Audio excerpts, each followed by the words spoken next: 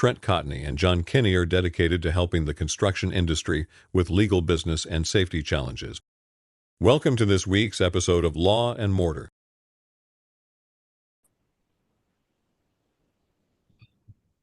Hey, this is Trent Cotney. I'd like to welcome everybody to another episode of Law and Mortar. I believe, John, correct me if I'm wrong, but this is episode 95. It's hard to believe, John. I don't know how long we've been doing it, but 95 episodes, that's nuts.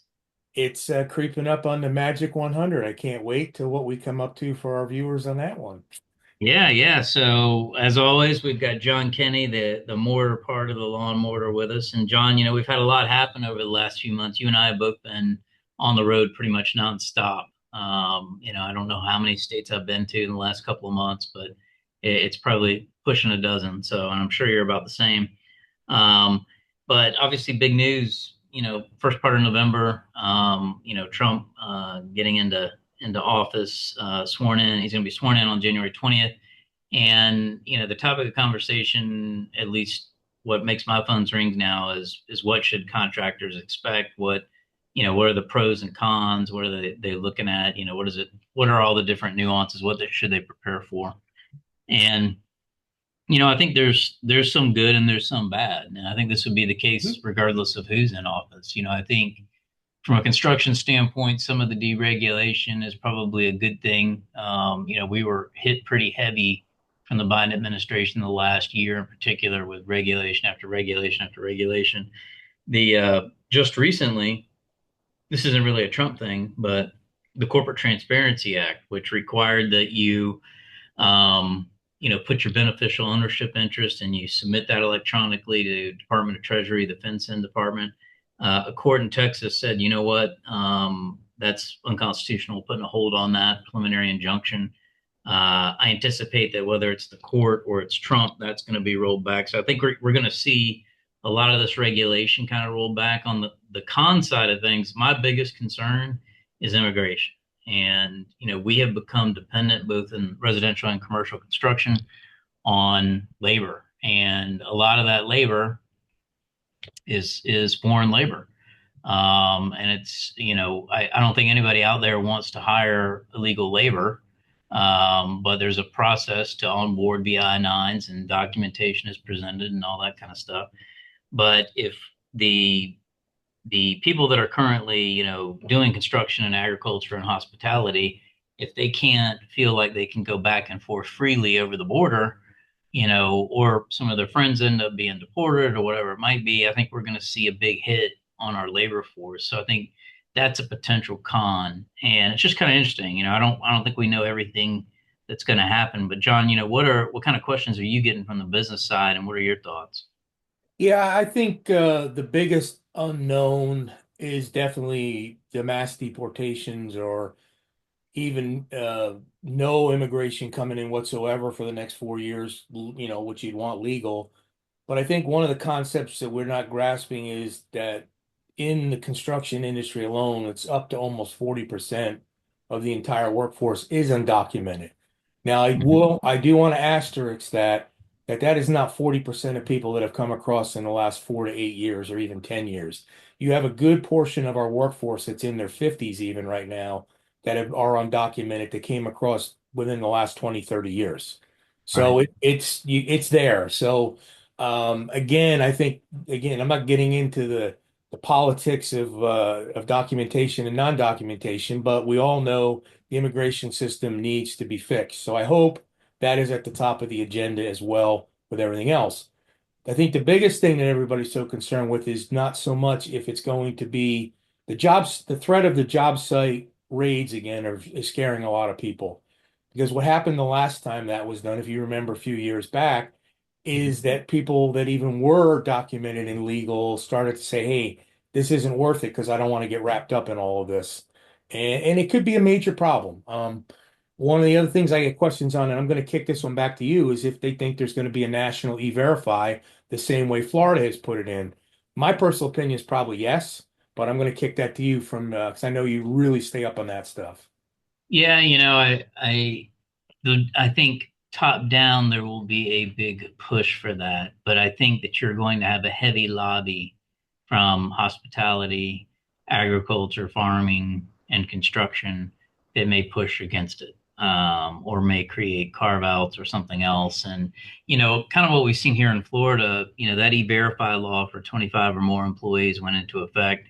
I've heard of one enforcement action down in Miami-Dade, but my phone's not ringing with people getting caught with that, right? And I think part of it is you recognize you don't bite the hand that feeds you. If your economy is driven based on construction, agriculture, and hospitality, the last thing you want to do is cripple it.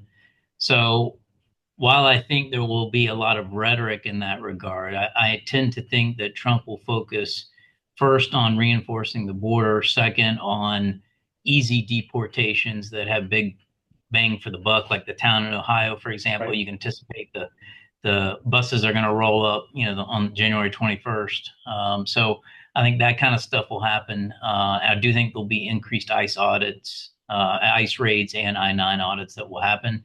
But nationally verify, I got to think the lobbies will kick in and either stop that or create some carve outs or something. Yeah, I think my personal opinion, I think you're going to see more and more states adopt it first, the way we saw in Florida. I expect to see Mhm. that along the border states. I'm hearing it. But again, I can tell you right now, I come from a world where we e-verified prior to it even being a law. And I'm not saying I think it should be a law, because every time regulation becomes a regulation, it usually gets messed up. But I think the majority of contractors that are doing larger commercial work, especially, are already verifying a great portion of them, because they do crossover work to government, schools, and other things that are requiring it anyways. So I don't Yeah. think that's going to be a big issue. Some of the other concerns I'm getting, and I'll get, we'll talk about, is, and my main concern I'm seeing and watching is not just the tariffs, because the tariffs, I think, are partially going to be a negotiation tool. That was the way it was before. But I'm really starting to see some crazy things going on the world market again, that could possibly really affect supply chain issues. I think that might roll into 2025. Mineral shortages, other kinds of shortages. Let's face it, the Middle East is very, very unstable. And I think as these things start to progress, which they're going to continue to progress in 2025, that could be more of an effect on us immediately for being able to roof on, to keep going in the construction industry. So I think those we got to, I tell everybody, be prepared. We went through it in the pandemic. Don't just take for granted that it can't happen again, because it absolutely can. And the other thing too is that dock worker strike has never been settled. That is a January issue that I don't know where they're at, because we've heard nothing else on it. That they want robotics and technology completely taken out of the contracts, which I doubt they're going to get it. So that could be another issue. That's interesting you mentioned that, because right before I got on here, I emailed our friend Craig Brightup, well-known lobbyist for the industry, and asked him, what have you heard? What's the latest on the port strike? It's been put on hold till January 15th. They got an extension, but that's looming. So interested to see what's happening. That the other thing, is tariffs and how that may impact the source materials that are used for construction. Yep. A lot of uncertainty there. There are exemptions and waivers that are available, but I think, contractors should be prepared for the potential for either material delay or increase in prices. We're not out of the woods. It's not business as usual yet. So I would definitely be prepared for that. Um, John, as we get closer to the end of the year, we always kind of like to talk a little bit about, what should businesses be doing this time of year? And you're obviously the business guru. I'd like to ask you, what advice are you giving contractors to focus on? Basically we got Christmas around the corner here, holidays around the corner. We don't got that many business days left. What should business owners be doing? I think you got enough data in for, you should be closing out your 11th month here real soon. It's almost the 15th. I think you really need to take a look back and see where all your numbers came in line, how you did on budget with your expenses, how your gross profit targets hit, how your net profit targets hit, your close ratios on your sales, that general. Let's look at those 10 KPIs. Let's look at our field. How did we perform? Safety, quality, production. Why? Because I think that the best way to move in the next 2 years, and this has nothing to do with administrations, I'd be telling you the same thing if the other administration got in. I think there's enough things out there that we have a rocky situation coming up, and the best businesses, the best contractors that are agile and move, regardless whether we have tariffs, whether we have supply chain issues, whether it's immigration issues, are the ones that know where their numbers are at. You really got to know where your numbers are at and have a plan for a cash reserve.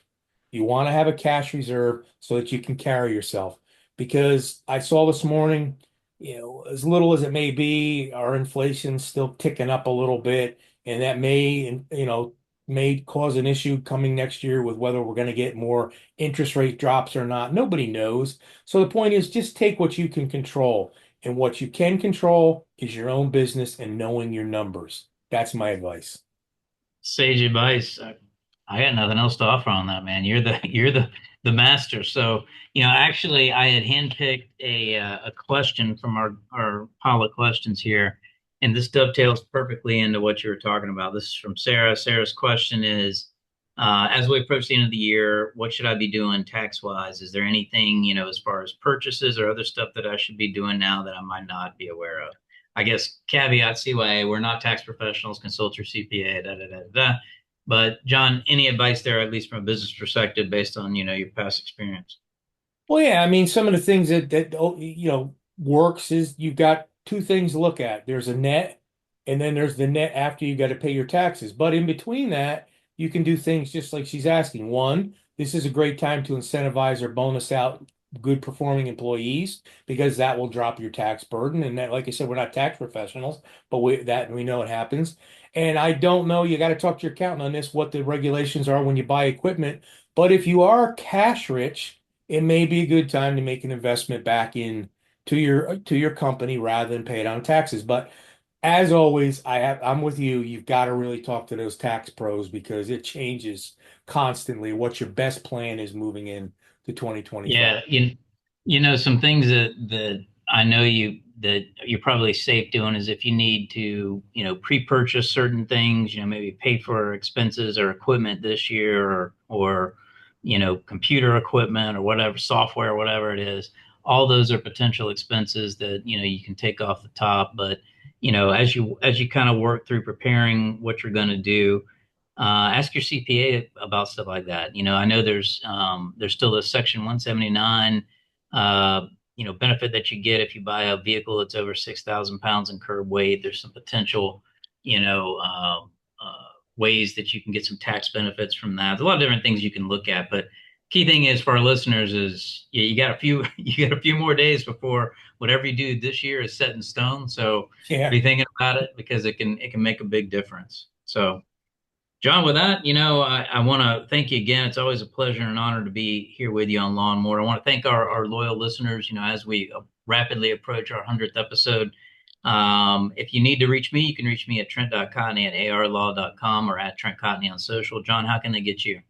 Same way, Jay Kenney at cotneyconsulting.com or John Kenney on the social media. And one thing I want to say to our viewers, keep coming up and saying hello when you see us out in public. That's the greatest thing. We both, I know I'm speaking for you now, but I know it's true. We both Yeah. enjoy that. It's nice to talk to the people and hear what you have to say. Yeah, absolutely. Thank you, John. Best in the biz. Stay tuned. We'll be on, try to get another one in before the end of the year, but we appreciate you guys and we'll see you soon. Take care.